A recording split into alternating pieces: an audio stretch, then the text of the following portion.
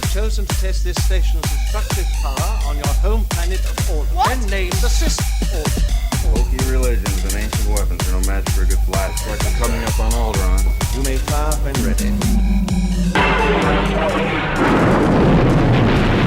Welcome to Alderaan Explosion Network's official countdown to Star Wars Episode 9, The Rise of Skywalker. It's 91 days until release.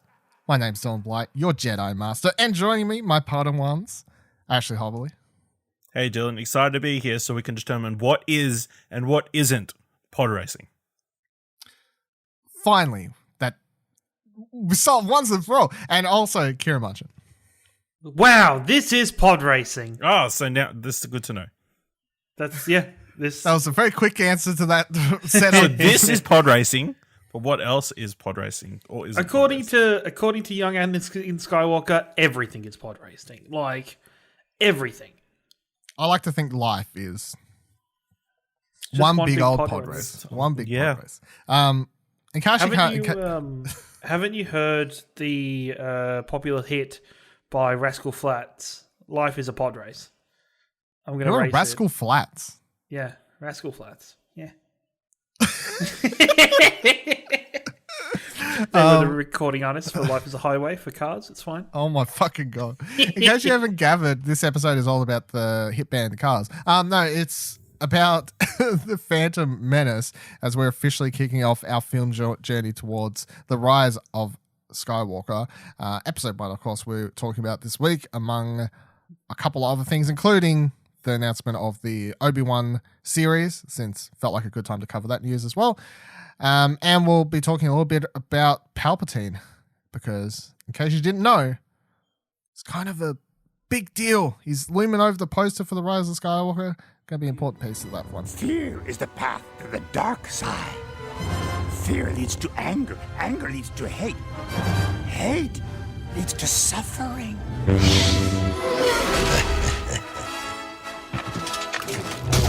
Just to quickly gather some information before we start this, because that's what we did last time as well.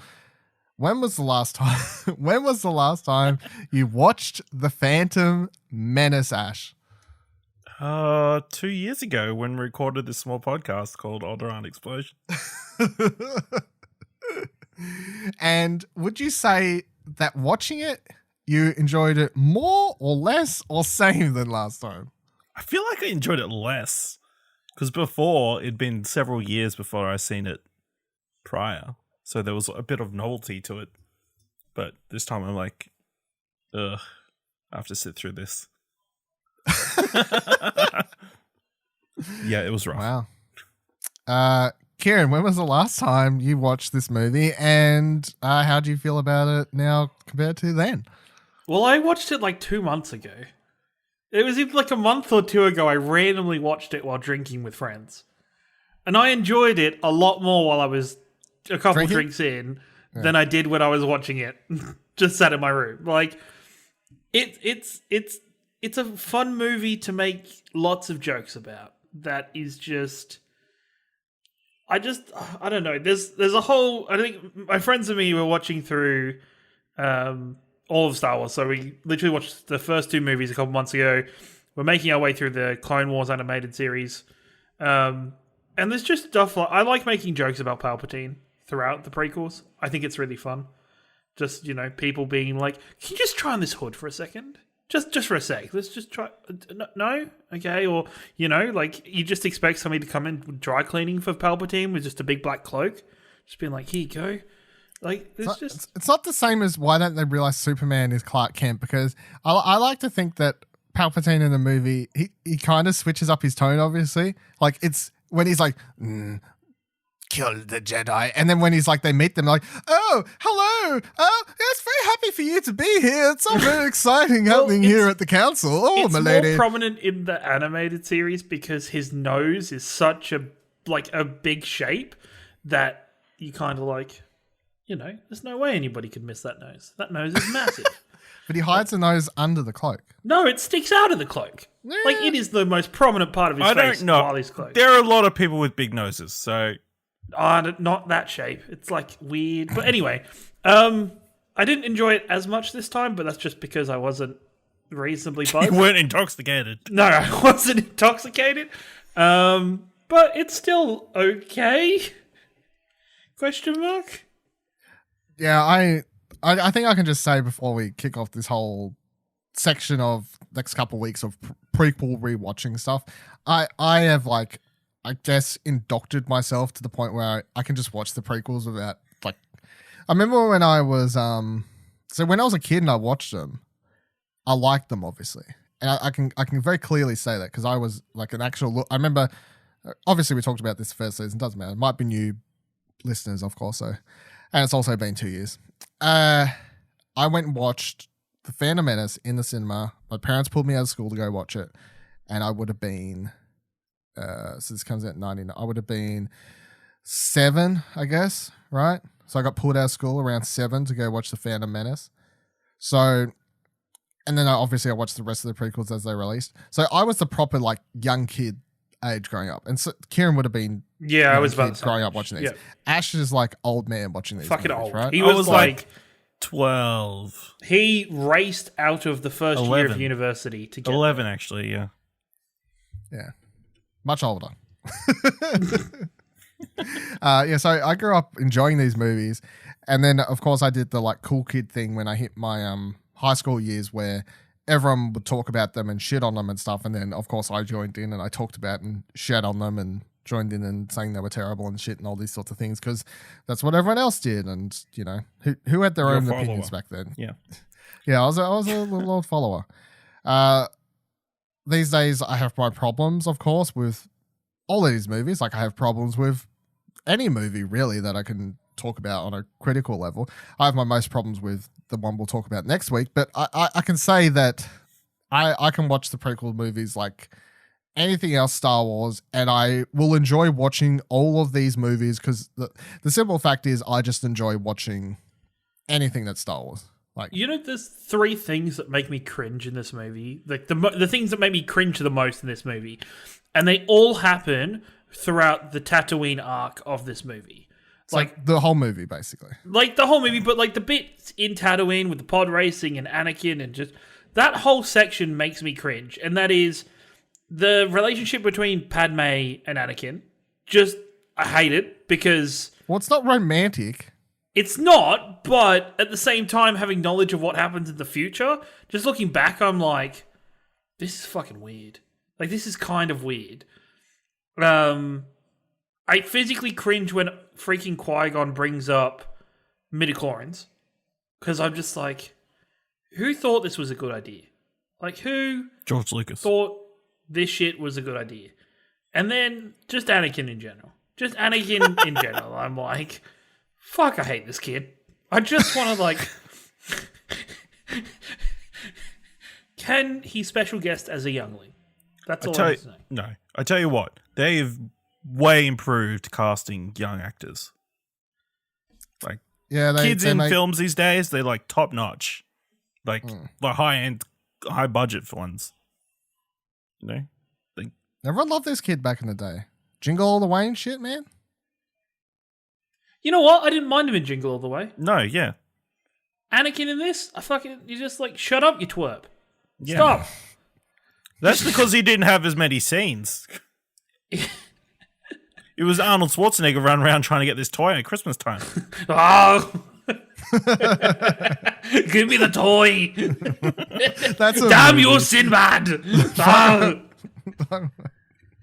That Jingle All the Way is a fucking movie, but that's a different podcast, I think. So What do you want to watch on the ExplosionNetwork.com? Yeah, check It's that Christmas. out. So I just took I wrote down some random notes when they popped into my head as I was watching the movie. So I kind of just go over them, and then if anything else comes to anyone, they're like, oh yeah, this thing or whatever. That's kind of how we're going to go here. So the first thing I wrote down is 20th Century logo is funny now because they have it back. And that's because obviously last time we watched this, Disney didn't own Fox. Now that Were they in the they've got- process? I can't remember. I don't even think it was rumored back then because Wasn't You it know. last year that the rumors came out and everybody was like, it might have arguing just about been it? after last. Yeah, I think it was Last after we Jedi. recorded and stuff. yeah. I don't remember ever discussing this on past things. That's why, and it definitely wasn't up for discussion the first time we watched this for the first season of Alderaan Explosion. So that's why as soon as I put this in this time, because, I should have quickly said, I forgot to say when the last time I watched it was. Last time I watched this was also 2 years ago. There you go. So yeah, last time we watched it, 20th Century logo comes in. I'm like, oh, it's funny how this is here or whatever, because it doesn't exist anymore, obviously. Or it won't exist, I remember I watched Force Awakens for the first time and it was like, it's a bit weird, but whatever. And now I'm kind of over it because we've watched other Star Wars movies, obviously. But rewatching this one, since that dun dun dun dun, I was like, that's funny because it's literally come full fucking circle somehow now. Next thing I wrote down is Jedi Dash. Wonder why we literally never see it again. Because yeah, it was awkward seeing it because obviously they never use it ever again. And I think really weird. the effect is not done very well either. No, that's why, and it's done so like slightly that people watching this movie who aren't even paying attention wouldn't even notice that that's actually what happens. You know what I mean? Because they're kind of off in the distance with the way it's shot, like down that corridor or whatever. So it's like, unless you're actually paying attention, you don't realize. What we're talking about here is, in case you don't know, the scene where Obi-Wan and Qui-Gon exit the room after trying to break into the Viceroys or whatever, break through the break doors and whatever. Qui-Gon's got his lightsaber in and destroyer droids come in with their fucking shield and start shooting. Qui-Gon and Obi-Wan are like, we've got to get out of here. And then they literally like blur like the flash and take off down the distance. And then when the camera cuts to the next angle, it shows them all the way up this very long opposite end of the corridor and making their way around the corner because they've managed to use like a force dash basically or force run or force super speed or whatever you want to call it to get very fast across the room. And it's really weird to me, not just because we never see this particular use of force powers again, but mainly because we never see variation of force powers ever again outside this, really. Like they introduced the idea of Anakin in this movie. Like, that's the thing about the Phantom Menace. It introduces a lot of Jedi shit that we never actually had before, which is the idea that Anakin's like one of his high-level force powers, put it that way, is like precognition, like above the level of normal Jedis, like actually being able to like see visions of the future and stuff, which is something I'll come back to in a minute because I wrote it down as a note. But they also introduces stuff like force running super fast and all this other stuff that we never actually saw in the original trilogy of movies as well. But then you never see anything like this ever done again in either episode 2 or 3. So it's just really weird to me the idea that George Lucas is like, I imagine either. Yeah, no, that doesn't happen. So it's like, that's why it's so weird to me. George Lucas is like, let's do this here and never use any like superficial, like super magical if powers. You had that ability, you'd be doing it all the time. That is super handy. No, but it's just part of it. Like, the Force is one of the largest MacGuffins because it could just be used for anything. It's almost like, yeah, the Force could do that. What, we need this? Yeah, the Force could probably do that. Yeah, the Force could do that crap. And you're like, this has no rules. It's like Superman and his powers. It's just he can do everything. It's fine. It's just weird. Well, it's like, it's basically the ultimate version of that saying of, you can do anything you put your mind to. That's the Force. Yep. If you have the ability to put your mind to it enough, you can do it. What's the most Jedis can lift, like weight-wise and stuff? Well, the more powerful Jedi can lift stuff because they believe in it more and stuff like that. So, yeah, it's just every time I watch this movie, I do think about that Force dash run thing. I'm like, this is so weird. But next thing I wrote down, because it made me laugh, is... Side note, just off that scene... Did we ever see them lightsabers become out like a heat source? Like they're trying to burn through the door. Is that something we ever see again? Because I feel like they cut through a lot of doors. Okay, like in Clone Wars, that's used a fair amount. Yeah, in Clone Wars, you see them do that stuff to get like through doors melting quite doors, a lot. Yes. Melting doors. Yeah, because there's so many times in that show where they literally where it's literally ships and whatever. Insert bad guy with hostage on one side of door. Door closes, Jedi has to like hastily cut through the door to try and get through it to catch up. Yeah, it happens a lot. It makes sense. Yeah. I mean, it's a big fire rod or whatever you want to call it. It heats up stuff. Yeah, sure. A laser. Laser sword. The next thing I wrote down was the ability to speak does not make you intelligent. Twitter.com. Great line. And that's because the line that said is by Qui-Gon when after he saves everyone's number one character in the whole movie right at the start when they're all running away from the falling trees and all the ships coming in. He once says they've it to landed Jar on- Jar, and then the whole audience wishes that Jar Jar listened and didn't say anything for the rest of the Yeah, for the rest of the movie. So, but then Jar Jar's like, I am whatever, intelligent creature or whatever, and Qui-Gon's like, the ability to speak does not make you intelligent. Owned, but it automatically This film was does like, make me go, I just want more Qui-Gon. just give me more Qui-Gon. well, hold on to that. Disney thought, Plus. because- Yeah. I got some ideas on that sort of stuff. So then next thing I wrote down is George Lucas. These are kids' films. Here's Jar Jar Binks. Also George Lucas. Political trade deals. I can't remember if I think it's Simpsons that makes fun of this, where they're excited for Star Wars and they go in and it's just somebody reading trade deals for like 3 hours. And when I was a kid, I never understood this until I watched Phantom Menace as an adult, and I'm like, shit, this is in this movie a lot. What the hell? Why? Yeah. I never understood it when I was a kid either. And that's what, every time I watch it, it just makes me laugh from the second the text starts appearing. It's like, the Trade Federation has put up a blockade, blah, blah, blah. Like all this stuff. It's like, what? There's no way when I was a kid watching this movie, I understood anything that was being presented to me here. And then the whole idea of like, what is even happening here with the separatists and the fact that they're trying to, get the queen to sign this trade treaty basically and all this other sort of shit and whatever else. It's super convoluted and like political mumbo jumbo stuff happening here. But then, yeah, it does make me laugh every time because George Lucas is always from day dot being like, these movies are kids' movies. Back in the day, people hated that C-3PO and R2-D2 were in these movies because apparently they were considered too comedic for the type of movie he was making. And George Lucas had to stick up for them being in the movies in the first place. And then the prequel trilogy, the prequels come along and he has to be like, no, Jar Jar's in these movies because they're fucking kids' movies. So he's always been on about how these are kids' movies, but at the same time he's like, and political trade. And on top of that, we're also going to have a plot about Emperor Palpatine like overthrowing the system so he can get control of the system and become emperor. And like this is part of his long-winded plan here and all this sort of stuff. So it's always like, excuse me. That's interesting. Do we know how the Trade Federation actually works? Like, do they have their own planet or like? Yeah. The Trade Federation, even in Clone Wars, doesn't explain that well. It's almost like a bad guy of the week in some places where just random members of the Trade Federation will pop up in the earlier sections. It's one of those things where I think the Trade Federation is like the least important thing in the movies a lot of the time. But it's also super important for what's happening in this, and then episode 2, and then also even episode 3, because it's like heavily involved in how they get the Death Star plans in the first place. And then it's also super involved in, obviously, as you're saying, the Clone Wars. I just went to the starwars.fandom.com, typed in Trade Federation. Their description here for the Trade Federation says the Trade Federation was an interstellar shipping and trade conglomerate during the warning years of the Galactic Republic, one so powerful that it has had its own representatives on the Galactic Senate.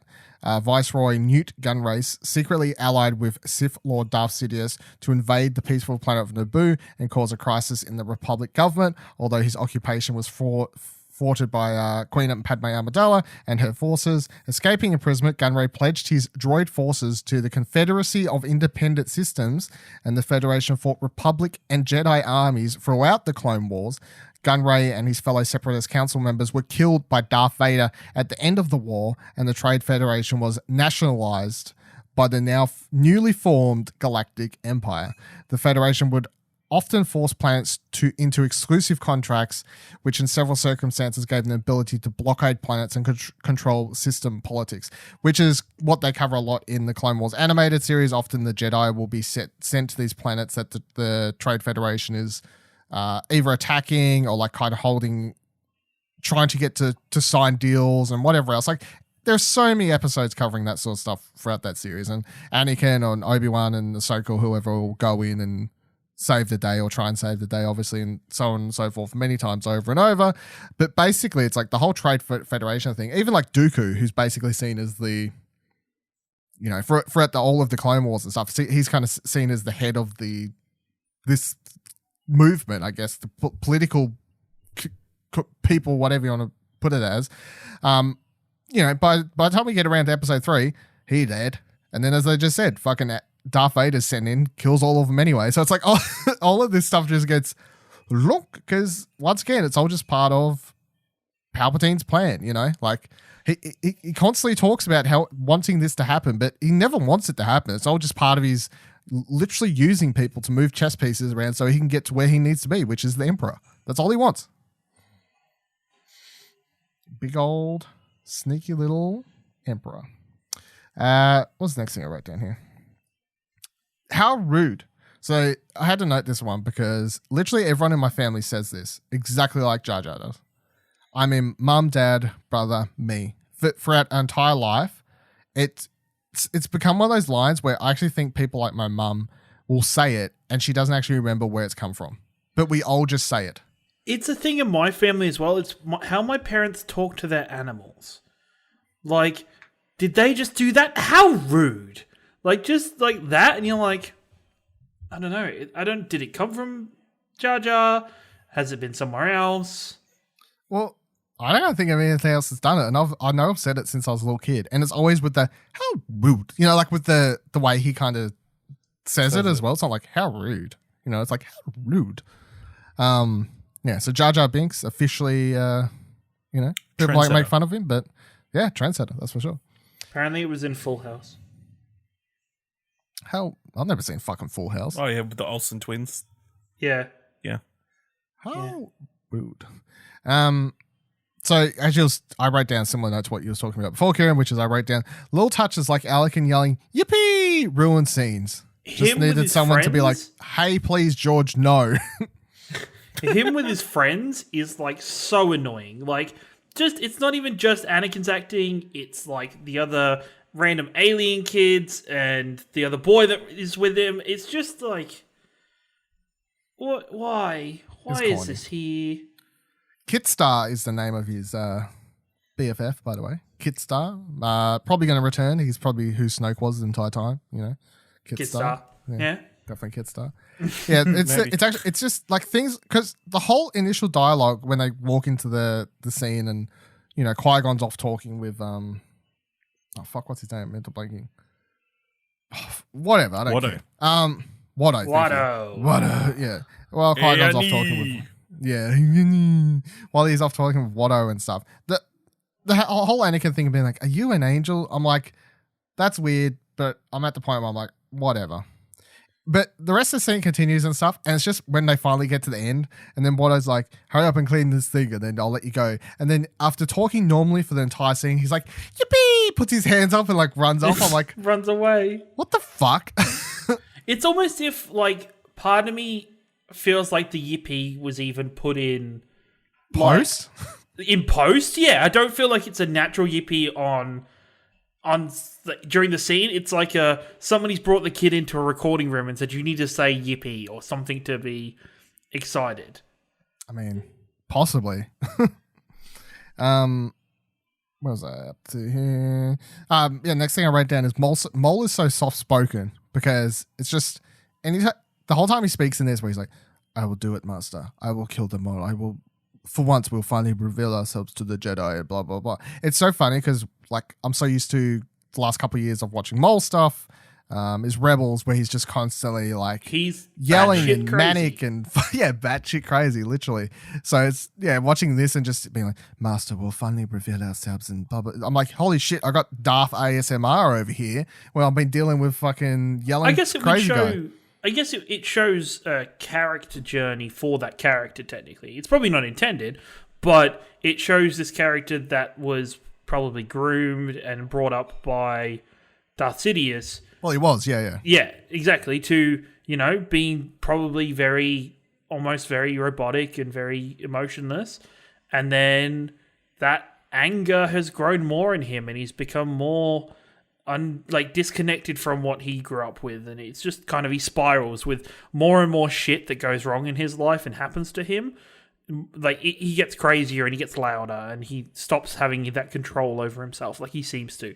Like he's very serial killer in this movie, like very like perfect assassin almost, and then he isn't that by the time his end comes during Rebels. Yeah. And it's so funny also every time I watch this, because I'm just like, I consider Maul I'd put Maul in like one of my favorite, it would be in my top 10 Star Wars characters, right?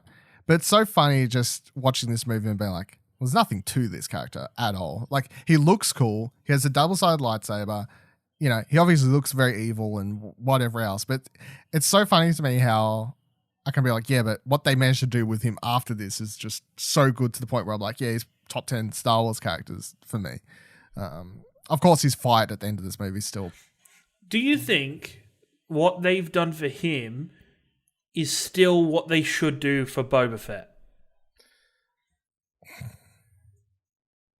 No. No? But we'll get to Boba Fett later, because I'm very Boba Fett, and yeah, because I'm very passionate about how much Boba Fett sucks, and I hate that everybody loves him. Well, I'm definitely not a big fan either, so I'm sure that'll go down well. Next thing I wrote down was the quote of that Anakin says when they're all having dinner after he invites Qui-Gon and Jar Jar over to their, just like, hey, Mum, we're having visitors. Anakin says how he had a dream he was a Jedi. Danger. Yeah, exactly. Not in these days. I had a dream I was a Jedi. I came back here and freed all the slaves, he says. So to me, hearing him say that isn't just like a random dream. There's definitely him having precognitive abilities, you know.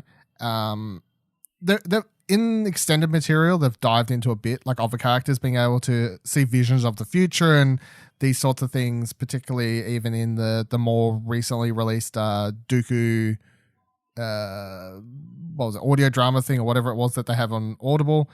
They go into how I can't remember the character's name, mental blank on everyone. I need to fucking remember. The dude who set up the clone army, basically, who I'm fucking remembering, can't remember his goddamn name, but he was Dooku's BFF, right, when they were kids.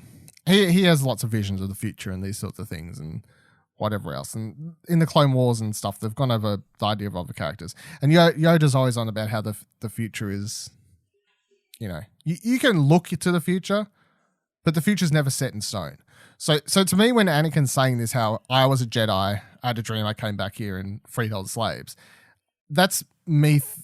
I read that as him seeing the future, but that's not what actually happens. You know, like that's one variation of the future. There could have been a possibility where he did actually just come back and free all the slaves and do the happy old time. But what ends up happening, obviously, is he comes back and he just kind of fucking a bunch of murders a bunch of people. Yeah, just goes fucking crazy. So it's like half of what he says comes true. You know, he's a Jedi. Sifo Dyas? Sifo Dyas. Yeah, Sifo Dyas. Yeah.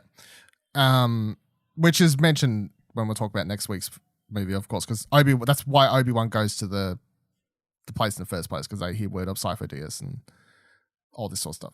But yeah, so the thing that Anakin says, it's like half of it's true. He became a Jedi. He returned. And he killed a bunch of people. So it's like the future's always changing, but it gives me an idea of like, at the same time, sometimes I give George Lucas maybe too much credit or maybe not enough, because I often do wonder. Like, I do think he's definitely a smart guy.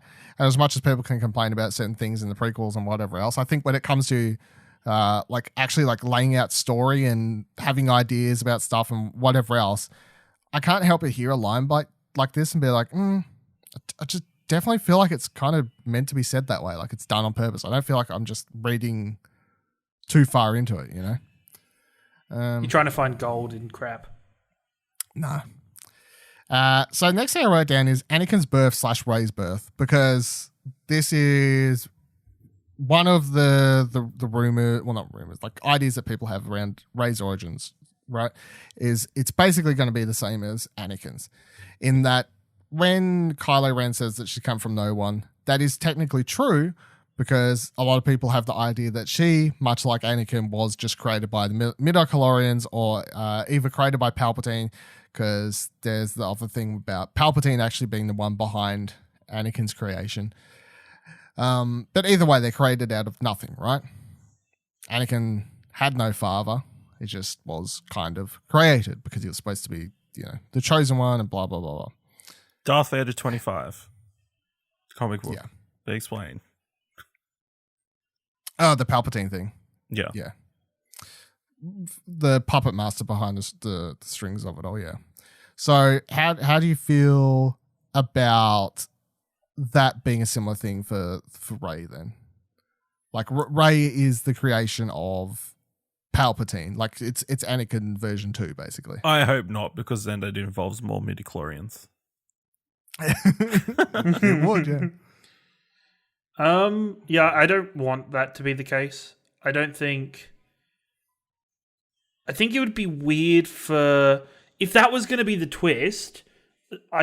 That has to have come up in the second episode of the 3 movies.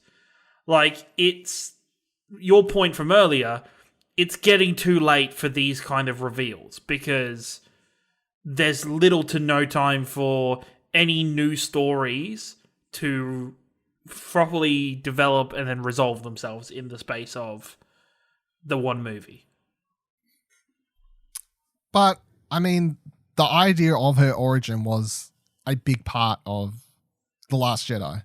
So it's not like they're just starting this story now. It's always been on the tip of everyone's tongue. But her dealing with the fact that the evilest person in the world is like the reason you've been created, or like the person that's ever walked the universe in, who actually succeeded at what he wanted. For that, I feel like that would be something that Rey would find very hard to deal with, and I wouldn't be okay with her dealing with it. Like, that would be like if Luke found out midway through episode 6 that Darth Vader was his dad. Well, I mean, he only finds out literally right at the end of episode 5. So yeah, but then it gives a whole movie for him to develop that understanding, to develop what he goes through, where he questions a lot of, where it leads to him questioning himself and going to Sidious and almost be like unsure of what his path is. And I don't think we have time for that story to be told. See, this theory is actually one I'm pretty on board or open for, because obviously Palpatine's got a big part to do with the movie. I don't know if Palpatine's actually going to be in it much, but his presence is obviously a major element for this final movie, in some way or another. And as much as I was okay with The Last Jedi just being like, hey, Rey's just literally could be the equivalent of Broom Kid, and she's just powerful or whatever else. I think if you're going to have Palpatine be in it and you want to tie it real close to our characters and whatever else, I think the idea of her being closely related in some way or another to do with Palpatine is pretty something I'm just set on. Like, in one way or another, Palpatine is going to have something to do with Rey quite heavily. And that's not just based on that stuff. That's also based on the fact that in the extended universe material books and stuff, they have gone over many, many stories about how Palpatine was spending a lot of time on Jakku prior to his death. What he was doing there, we still have no fucking idea. He was sending people there all the time. He was setting up stuff on there. He basically got a secret apprentice happening there to run a secret base type thing, who ended up being in charge of the whole armada after his death. So he was spending a lot of time fucking around on Jakku for some reason. They've set this up. Where's Rey come from? Jakku, obviously. So I don't feel like I'm pulling at straws to say that the two are going to have some sort of close connection. And the idea that they've already set up that he was basically behind Anakin's creation, that he would attempt to do that again in some form or another because he wasn't happy with the way that maybe he sensed that Darth Vader would actually turn on him. You know what I mean? Like, ahead of time, he sensed that Vader didn't have full, like over the years of Empire through to Return of the Jedi, that he was sensing that he was losing his faith, like he was kind of going backwards, I guess. And then he began experimenting again and creating people, trying to work behind the scenes to create another version of Anakin. I mean, it would literally tie the whole movie back to this movie. It would tie everything back to the Phantom Menace. So, as weird as it might be to try to explain to audiences, I'm like, it would work in a lot of ways, to be honest. You know, it would make a lot of people, I think, happy, and it would make a lot of people confused, because it actually it solves one of the problems that a lot of people have problems with, that I personally don't. But of course, the whole thing about Rey being too powerful, like how she's so powerful without no training, blah blah blah blah, all that sort of shit, right? That is automatically solved by being like, well, you know who's got a fucking 20,000 metacalorian count in this movie, who has no training but can fucking win pod races out of nowhere and pick up how to learn and whatever else? Fucking Anakin Skywalker over here, right? Rey's basically the Anakin Skywalker version 2. Everyone, as much as they've complained about her, would suddenly just be like, yeah, okay, that makes sense. You know? I feel like most people who complained would be like, can't argue with that. I mean, they'll try, I guess, but they can't really. Next thing I wrote down of note, just random bit of trivia, because I noticed it because Solo obviously was the last movie that came out. But Aurra Sing, is seen in the pod race for a hot 1 second, like standing on this cliff face, like overwatching the pod race as it's happening. And she's mostly famous for showing up in the animated series. She's like with Cad Bane and that whole group a bunch of times in the Clone Wars animated series.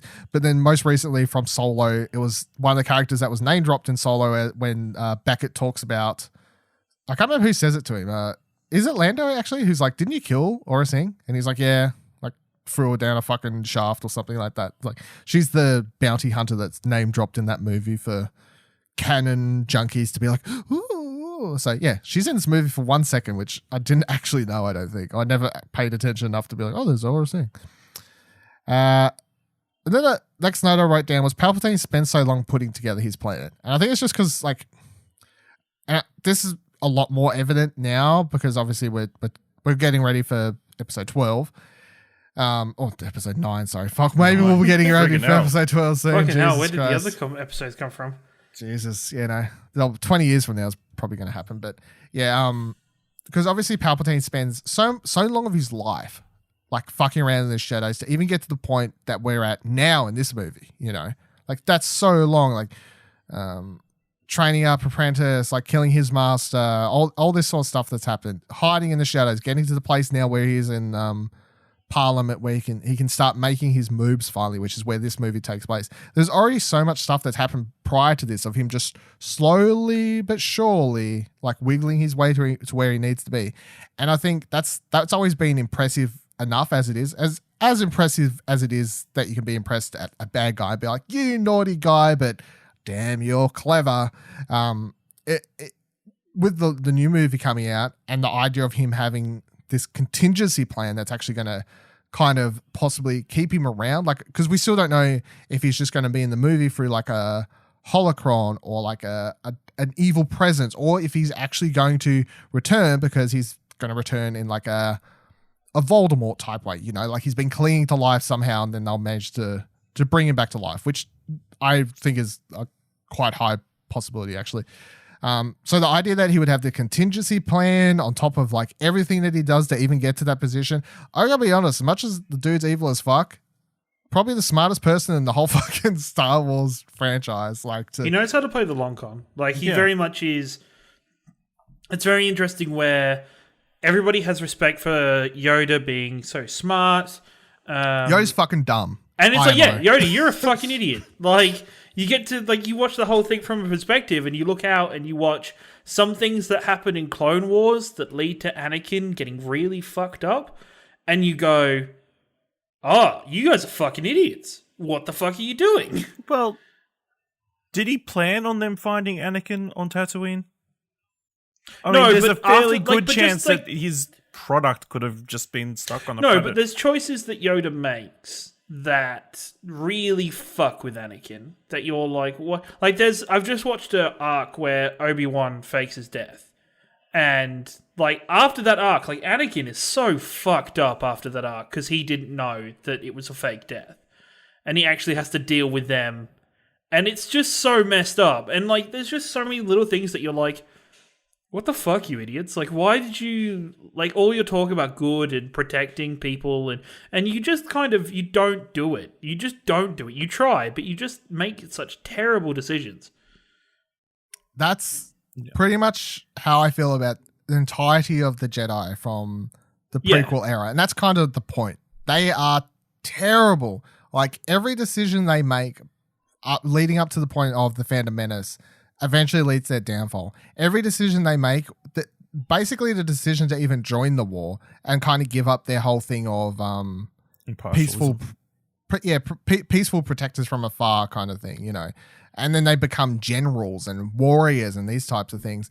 Even the fact that, and this is revealed in like extended material stuff, the fact that they built their fucking Jedi temple on an old Sith temple, that's what the Jedi temple is built on top. They were like, yeah, well, now that we've won the Old Republic War and shit, you know what we'll fucking do? We'll build our Jedi temple right on top of the Sith temple. That's a good idea. And that's the now canon explanation of why the Jedi could never sense that the Sith are returning and whatever. It's because they're literally on top of a fucking Sith hotspot, and it's fucking with their ability to sense what the hell's going on. So literally every decision they make is terrible. Yoda is actually, as much as I love Yoda, and Yoda is a super interesting character, but he is fucking flawed as fuck, and he continuously makes horrible decisions throughout this all of these movies, all of the animated shows, right up to the end. And that's kind of why I like so much his appearance in the Last Jedi, because in a lot of ways, him like talking to Luke and just being like, let it burn. Like, that's kind of his redemption somewhat after the way he's written throughout the entire prequel area, even up to the, you know, even in Empire Strikes Back and things like him helping train and stuff like that. It's like, that's him like being, just telling like, just get rid of it, let it burn, all that stuff. He wouldn't have done that in prequel era. He wouldn't have done that in. He fought so hard to try and save it. And the biggest problem with Yoda is that I love how flawed he is, and I love that. Growing up, I always thought he was everybody thought, fuck, Yoda's really cool. He's really fucking, like, he's a mentor. He knows everything. Well, he's really wise. Yeah. But you watch, and then once you grow up and you start understanding what's happening, you kind of see a lot of the problems with him. And, like, it's almost like he's infallible inside the Jedi Order. Like, even though there is a Jedi Council where the Jedi Masters meet and talk, nobody seems to question Yoda, like, properly. Like, anything that Yoda says just kind of just goes, and nobody questions it, not for a matter of being scared or there being authority, but just because everybody looks up and goes, Yoda's wise as fuck. We're not going to question this. Let's go with this. Like, yeah. And they kind of hinted his, like, having him lose that last battle in episode 3 kind of just shows how, I think was always supposed to show how, as much as everyone thought he was the ultimate warrior and, you know, like, could do no wrong kind of thing. Having him lose that battle and kind of walk away in this, he literally does a walk of shame, you know, and then goes into hiding and that sort of stuff. Just shows how wrong in a lot of ways he was and whatever else. It was almost his punishment to live as long as he did. Like, to live with, hey, you fucked up.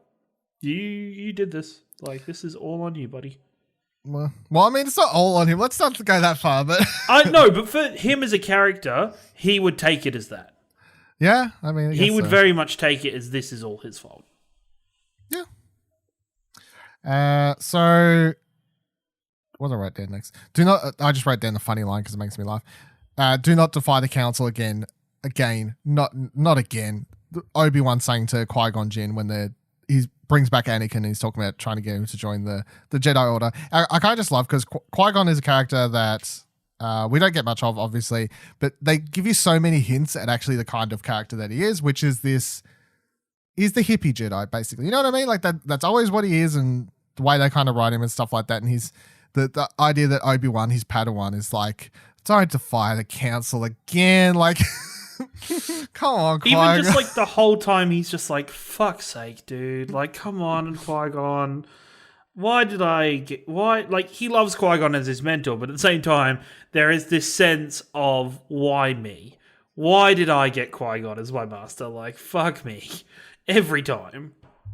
It's often like that Qui-Gon mentality of like, well, sometimes you bend the rules to just do what's right kind of thing. They play with that a little bit more, I like, in the Clone Wars animated series, where Obi-Wan kind of will do stuff outside of the rules a little bit more, and that I always felt like that's definitely a Qui-Gon. Satine. Oh, Satine. Yeah, Satine, definitely, yeah. Naughty.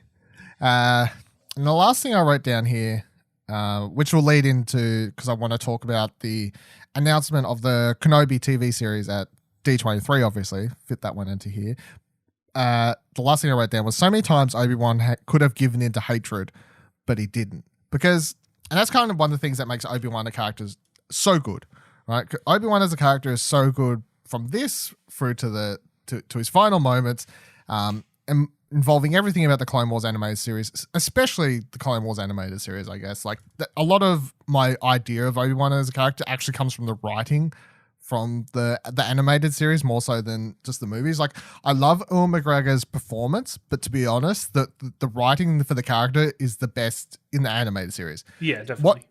Ewan McGregor, the idea of a Kenobi TV series is super exciting because we actually get to see Ewan McGregor, who's fantastic as a character, with potentially some better writing and like time to shine and these sorts of things. But yeah, the thing that always shocks me is like the amount of times Obi-Wan Kenobi, if he wasn't the man he was, could have given in to hatred. And it starts in this movie, you know, like watching his master being shut down by Darth Maul. He could have given in to hatred then, didn't. Could have given in to hatred when Satine dies in the Clone Wars series. That's a moment we talked about last time we did this series as well, obviously, because at the time it was like, could Rey be a Kenobi? Let's talk about the Satine storyline. That, of course, didn't happen. But when she died, once again, could have gave into hatred there. When Anakin turns, all that sort of stuff, could have gave into hatred then. And that's leading into my idea about the whole Kenobi TV series, which is what I guess, like watching this and thinking about how Kenobi never gave into hatred, I feel like that would make a really good center point for that TV show. Like that, to me, that could be the central villain, kind of, really, is the idea of Kenobi several years, because I think it's 8 years past episode 3, I think is what the official number is off the top of my head now. So 8 years living out there in that desolate place, Tatooine, right? Nothing to do but to think about all the times, you know, just think about if that was you. Because I know if it was me, I'd be sitting there like, well, maybe if I did this, it wouldn't have happened. Maybe if I didn't yell at Anakin that time, he wouldn't have done this. You know what I mean? Like all these sorts of thoughts, kind of blaming yourself type of thing. So that's why I feel it's the kind of final chapter in showing how much resolve Obi-Wan has a character, I think, that this TV show could do. And just have him tackle again for the last time, like something, and not give in to the hatred for one final time, just to show like how rock solid that character is and how much he's been through. I feel like would be a really good like emotional center point for how they could even just begin that show. But yeah, of course, the Kenobi TV series was announced at D23. We know nothing about it other than they've apparently written the scripts. Ewan McGregor is returning, of course, and that's it. We've got a title. But Ash, yes, how do you feel about this? The announcement of the Kenobi TV series. What do you think is going to be the storyline for this thing? I just feel like there'll be some sort of MacGuffin that takes him off Tatooine. Oh, he's definitely leaving Tatooine, 100%. I mean, it'd be cool just to have a whole episode of his, like a slice of life, him on Tatooine. That's how they build up. Cooking up some popcorn, making some drinks. Dealing with some sand peoples. Making some bets at Jabba's palace. Yeah, just hanging out in the bar. You know? Just drinking. Yeah, but I have no idea what they're going to do with an Obi-Wan Kenobi series. I mean, it just boggles the mind to think of the possibilities that you can't really narrow it down, I don't think. I feel like the Clone Wars is going to be a huge factor in what the plot will be. There'll be like some sort of tie back to the series. But other than that, I have no idea. Ciaran, what are your thoughts? I think I'd really like to see him at rock bottom at the start of the show. Like, I'd like to see the TV series be the event or the thing that built Obi-Wan up to be the man he was again. Like, I think opening up 8 years, he's had 8 years of probably, like, it'd be really cool for it to be like, he's been solitary for most of that time. All he's done is think. And when I said earlier about Yoda being like, having that time to think and be like, I fucked up, when I see Yoda having that time to think that, I see Yoda thinking of it in a philosophical way, or a way where he's more just trying to figure out what he could have done, or like not taking it emotionally. Whereas Obi-Wan, I see he's the human aspect of Star Wars for me, and he would have dealt, I think he would have dealt with these events almost poorly. Like, he would get, like, you know, he would blame himself so much for what happened to Anakin. He would blame himself so much for allowing things to happen and for the fall of the Jedi Order to, like, I think he would take a lot of that blame on himself when really it isn't. Like, he was the best of the Jedi Order, and I think this should be a series that really allows him to, you know, build back up and become the same Jedi that we know he is. So a pretty much same sort of path. As I was saying before, I want this to start. It's kind of what you're saying, rock bottom type thing for him. Definitely feel like I want to see the series start with him struggling, like, to kind of not give in to his hatred or whatever else and be like, well, fuck this shit. So I want to begin then, and then I think some of this is fan servicey, but like there's a bunch of characters you could have him bump into in this series to not only tie it into animated stuff, but also to some movie stuff as well. And then there's a certain thing that I think would work out really well for all the movies. So I want to see Joel Edgerton back. I think I think only like potentially the first episode and maybe the last would actually take place on Tatooine, and I think the rest is probably going to be off planet because there's so much. How much really can you fucking show me on Tatooine that's going to be so interesting? So obviously it's going to start there. Definitely want Joel Edgerton to come back and play Uncle Ben.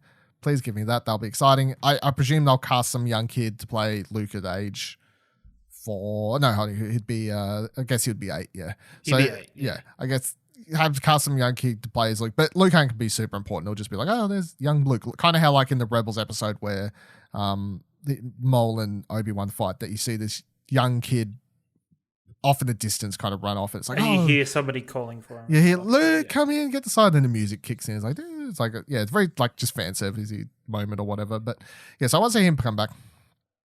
And here's MacGuffin is this kind of, I guess. I would like to see, and this is, of course, me kind of thinking in my own direction just to please myself a little bit, but I would actually like to see Ahsoka find Obi-Wan, right? Because Ahsoka's still out there at this point. And I think if Ahsoka... What? She is. Ahsoka fight Obi-Wan? Find Obi-Wan. Oh, find Obi-Wan. I saw you said fight, and I was very... I think it would make perfect sense. I don't think it's too fan servicey to say that if there's only a couple Jedi out there still, so you got Ahsoka, you got Yoda, obviously, you got Obi-Wan floating around doing what they're doing.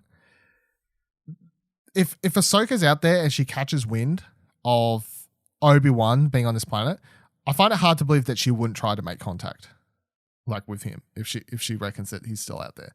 So I'm gonna say and hope that hope. Yeah, I definitely hope, because I definitely want to see Ahsoka. But at the same time, I definitely feel like if they're going to do a live action Ahsoka and see how that works for fans and have her make just like a one episode appearance, this would be the way to kind of test those waters. You know what I mean? Instead, just because a lot of people, it's not just me. Ahsoka is a very popular character in Star Wars, right? As much as people want to make fun and be whatever, Clone Wars is a pretty popular show. Ahsoka is a very popular character. In fact, I'd say that Ahsoka is definitely, like, if there was some Google trend search you could do, I would find it hard to believe that Ahsoka isn't considered one of the most popular characters in Star Wars. To a lot of kids, Clone Wars, the anime series, was their introduction to Star Wars. Full stop, you know? A lot of people were watching that shit when they were like 5, 6 or whatever before they even watched the prequel series, the movies themselves. So Ahsoka is, to a lot of people, Star Wars. Like, that represents Star Wars. So I feel like having her in this movie would make sense plot-wise. It would make sense for Lucasfilm as a company to test how that character would work in live action. Could you do it? Would it work? Would fans respond to it? Whatever else. So she comes down, she speaks to him, blah, blah, blah, blah. Then Obi-Wan gets wind of this Darth Vader figure. And I think this is where the main story is going. Obi-Wan's going to head off planet because he needs to find out if this Vader figure is actually Anakin. Because I feel like to get him off planet, it has to be something super important, you know? Because him leaving that planet is him actually doing a really bad thing. It's abandoning Luke. So for him to abandon Luke and leave him like open to danger and whatever else, to abandon his post, it has to be a huge thing to get him off planet.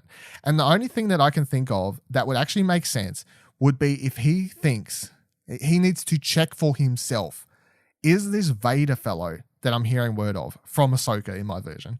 Is this Vader this fellow, is he actually Anakin? Because in Obi-Wan's mind, the last time he saw Anakin, he was dead, you know? That's actually a fair point of like, okay, the end of at the end of Revenge, Obi-Wan believes Anakin's dead. Yep. At the start of A New Hope, Obi-Wan is completely aware of Darth Vader and who Darth Vader is. And he says the line of, last time we fought each other, you were the master and I was apprentice, blah, blah, blah, blah. But they say it, this is what I'm saying. They could actually have them fight again and it would fit in canon quite perfectly. To the point where you're watching episode 4 after they fight in between these things. And when Obi-Wan, and then when Darth Vader says, last time we thought you were the master, I was apprentice this time, there were blah, blah, blah, blah. Actually, because everyone, when you watch that now, of course, you think Revenge of Sith, last time they fought, blah, blah, blah, blah. Yep. But Obi-Wan in that scene knows perfectly that Vader's actually Anakin and blah, blah, blah, blah, blah. It doesn't really make sense because he thinks he's dead. How does he know? When does he have pick up on this thing? Whatever. I feel like they could definitely fit in a fight between the two of them, have them meet up, have it be really emotional, have Obi-Wan deal with the fact that his best friend, his brother in arms, his Padawan, whatever. Not only is he not dead as he thought he was, but he's now this monster wreaking havoc across the galaxy. I feel like that is the ultimate final trial for him. You know what I mean? That is the ultimate final thing for him to kind of overcome, deal with them. And that's the thing. Like, I feel like if you tell this to some people, they'll be like, yeah, but what's the point? You know, neither of them win, and they walk away. But it's like, to me, you don't always need people to fight and actually have a winner and a loser. Winner and loser. You could watch this fight, and it's not about knowing that neither of them are actually going to kill one another. It's about the emotion that's driven behind this particular fight. Because it's no different than the Revenge of the Sith fight. That's probably the best. Actually, yeah, it's the best as far as I'm concerned, like, fight in old Star Wars, right? Because there is, not only is it really cool to watch, like the lightsaber action and stuff like that, but there is so much emotion driving that scene. The hatred coming out of Anakin towards everything. The sadness from Obi-Wan losing his friend and these sorts of things. And you know neither of them die. You know that one goes on to become Darth Vader. You know that other one goes off to hide on Tatooine, unless you've never watched any of the movies before, of course, which, you know, different thing, I guess, but the very small percentage. But the reason that fight is so good is because when you watch it, your mind kind of just forgets because you get so invested in the emotion of the scene. So I think, once again, they could definitely make that thing work. Other things that they could do in this series that I think is worth noting, and I would highly say is probably going to happen, because this series is set smack bang in the middle of the time jump in Solo. So it's set after you know how Solo starts, young Han Solo, and it has a time gap of a couple years or whatever. This series is set in the middle of that time gap, which means which means that not going to bump into Han Solo. That would be silly. I want him to bump into Emilia Clarke. Fuck, I'm meant to blank on her name. But that's who Kira. I reckon that... Kira, thank you. I want him to bump into Kira. And I think that would actually make sense. Do you think this could be another chapter in the Obi-Wan Darth Maul? No. Saga? I think they could have... Look, you could have those two fight on a different planet. But personally... it doesn't even need to be them fighting, but there has to be something for dealing with the organization that Darth Maul creates or is known to be creating in the end of Solo. Yeah. Well, no, that organization is set up at the end of the Clone Wars. Yeah, And I understand that. Yeah. that whole organization and what Darth Maul gets into will be a heavy part of the final season of Clone Wars that comes out February on Disney Plus, whenever it is. Yeah. Is that February, right, Ash? Isn't it? Yep, February sounds right. Yeah. That'll be a heavy part of that and stuff. So they could have him bump into Maul. I'm personally against it because I've seen them fight so many times in the Clone Wars and I've seen their final fight. Like they fight in Rebels. It's top 5 as much as everyone hates. I absolutely love the way they fight, how quick it is, how much the way they do it, kind of like this proper full on like samurai fight instead of like a big long thing. It's just kind of like a stare down or whatever else. I love that fight. So we know how it ends. So they definitely can't have Maul find Obi-Wan on Tatooine. That wouldn't make sense. That would completely fuck up the canon of Rebels. Well, I wouldn't say Maul find him on Tatooine, but Obi-Wan go somewhere to deal with that. I don't know. Maybe not. No, I think maybe with you saying it needs to be a big reason for him to leave is probably a really good. Yeah, I don't feel like he would never leave to find Maul. No. Even if he heard Maul was out there wreaking havoc a little bit, he still wouldn't leave to find him because he'd be like, whatever. Even in Rebels, the only reason that Obi-Wan reveals himself to Maul is because Maul finds him. Yeah, Maul finds him because of the kid. Yes. Yes. Other than that, Obi-Wan would have just been quite happy or quite content. He's very content in Rebels is the thing as well. Like, so I kind of would like to see this series cover like how he reaches that contentness, I guess. How does Ewan McGregor turn into Sir Nigel McGuinness? Yeah, exactly. Definitely. But yeah, you could have him bump into Maul, I guess, if you want. I don't really care either way. But I feel like bumping into Kira, they could force that to happen to kind of keep that character up and relevant, especially because they set up her as, of course, the leader at the end of Solo. And I kind of liked her character. Like Solo, she's not great, but I think from the character perspective, she's one of the more interesting characters, especially by the time you reach the end of that movie and you realize like what the fuck has been going on and how she's playing this kind of long con to get herself to this position of power. And I actually kind of like there's always been a fan theory ever since Solo, because when we see Maul show up in Rebels, he's on Malachor and he's basically nearly dead there. He's been left on that planet for dead. And we've never actually found out how he ended up on that planet, like what caused him to end up on Malachor, be left there for dead.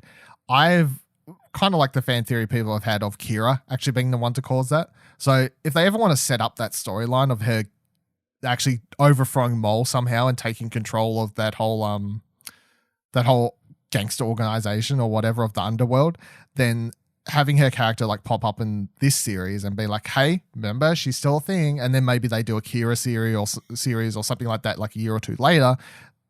There's chances within this series to do nice little like setups and whatever else that would actually make sense in the timeline. And I find it hard to believe they wouldn't actually set this perfectly between the time jump section of Solo without doing something. It seems like such a specific time, to not play with that time some ways. Any final thoughts on either Kenobi or Phantom Menace that we haven't gone over? No, Ash? No, I'm pretty good. No, that fight at the end's great. Still. Yeah, that's the best part of the movie. The score is probably it's so good, good.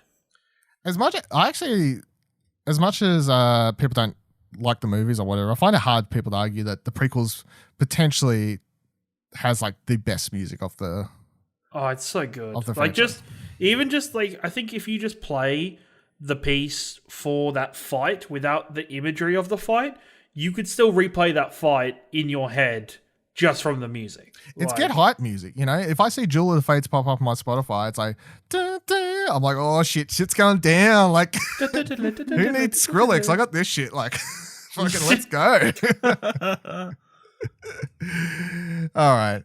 That is it for this week's episode of Alderaan Explosion. Next week we'll be discussing Attack of the Clones, of course. So make sure you watch the movie before then so you can chat along with us or send in any thoughts to the socials I'm about to give you, which you can send in thoughts and share around the episode at Explosion Pod on Twitter if you're enjoying it, and you can tell your friends and do all those things, and you can rate the podcast on Apple Podcasts or Podchaser.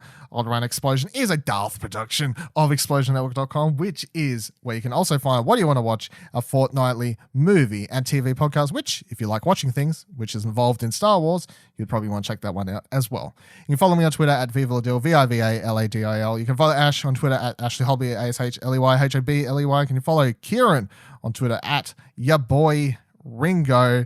Until next week, may the force be with you always.